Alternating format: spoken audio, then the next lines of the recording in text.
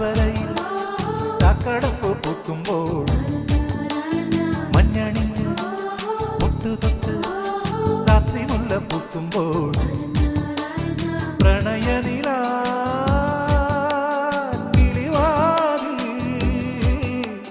പ്രണയനില കിളിവാതിൽ മാറി തുറന്നതാരാണ്?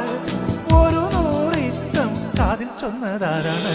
കോടമഞ്ഞ് താഴ്വരയിൽ ചാക്കടപ്പ് പൂക്കുമ്പോൾ മഞ്ഞണിഞ്ഞ് ഒട്ടുതൊട്ട് രാത്രി മുല്ല പൂക്കുമ്പോൾ